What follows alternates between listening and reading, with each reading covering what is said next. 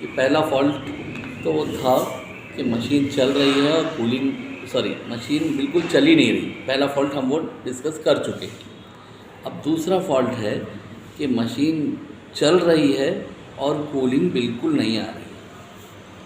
Machine runs but no cooling. तो उसकी क्या वजूहत हो सकती है बताइए। एक कंप्रेसर नहीं चला, मतलब कंप्रेसर चल रहा है चाचा, अच्छा कंप्रेसर चल कूलिंग नहीं आ रही, एक गैस लीकेज का प्रॉब्लम लीकेज का प्रॉब्लम। नंबर फर्स्ट ये हो सकता है कि लीकेज का गैस लीकेज। शायद निकल गई हो। और हम निशानी तो ये बताए कि कंप्रेसर चल रहा है, कंप्रेसर चल रहा है, अंदर बल्ब वगैरह सब आ रहा है, सब सही है, लेकिन कूलिंग नहीं आ रही। तो पहला तो ये हो सकता है कि हाँ भाई शायद गैस निकल गई है, रेफ्रिजरेंट उसकी लीक हो गई। और क्या हो सकता है? और सर कंप्रेसर पंपिंग नहीं कर रहा सर सही। हाँ बोलिए। कैपिलरी ब्लॉक होने से। कैपिलरी नहीं, चाहे कोई भी चीज़ पूरी रेफ्रिजरेशन साइकिल में कोई भी पार्ट ब्लॉक हो सकता है, फिल्टर ब्लॉक हो सकता है, कैपिलरी के ब्लॉक होने के चांसेस ज़्यादा हैं, है ना। नहीं तो कभी कभी कंडेंसर भी ब्लॉक हो जाता है। तो कोई भी चीज़ पूरे रेफ्रिजरेशन साइकिल में कहीं भी कोई पार्ट ब्लॉक्ड अगर है तो गैस पास नहीं होगी और कूलिंग नहीं आएगी। ये दूसरा हो गया। तो पहला क्या था? पहला था लीक। तो लीक का क्या करना है?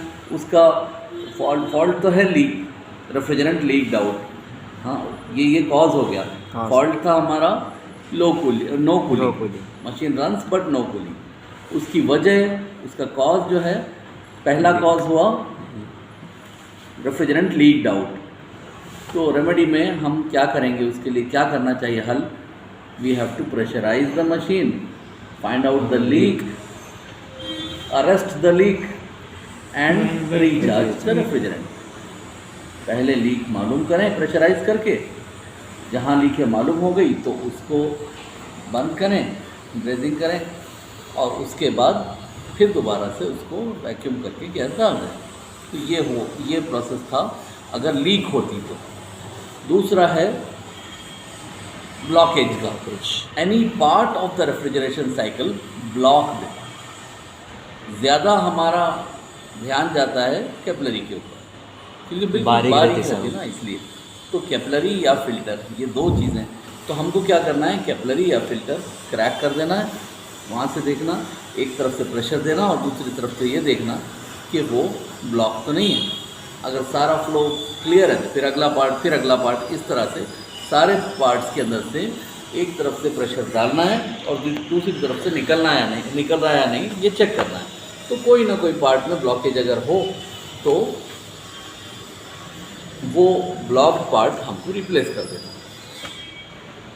तो फॉल्ट तो वही है, कॉज में आ गया any part of the refrigeration cycle blocked, और रेमेडी में आया क्या कर सकते हैं हम? Check and replace the block part and recharge the refrigerant. ठीक है ना, दोबारा से रेफ्रिजरेंट डाल देना। पहले की जो भी होंगी रेफ्रिजरेंट जहाँ भी बंद होंगी वो तो उड़ा ही देना पड़ेगा। ठीक है, तो ये दूसरा हुआ। और कोई फॉल्ट हो सकता है जिसकी वजह से मशीन चल रहा है और कूलिंग नहीं आ रही? पंपिंग डाउन है सर कंप्रेसर। हाँ, कंप्रेसर की पंपिंग डाउन हो जाए। कंप्रेसर तो सब गैस वैस सब है, लेकिन वो आगे बढ़ा ही नहीं रहा, गैस प्रेशर ही नहीं बना रहा, चल के पूरा घस गया सर। हाँ, ऐसा हो सकता है पिस्टन घस गया या वाल प्लेट में कुछ कचरा आ गया, कुछ प्रॉब्लम आया, तो कंप्रेसर चलता है लेकिन प्रेशर नहीं बनाता। तो उस हालत में हमको सक्शन और डिस्चार्ज लाइन कट करके देखना पड़ेगा।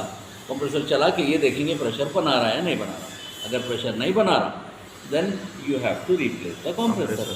कंप्रेसर बदलें और दोबारा से उसको प्रेशर टेस्ट करके गैस डालें। ये तीन इस फॉल्ट के यही 3 कॉजेज़ हो सकते हैं। ठीक है।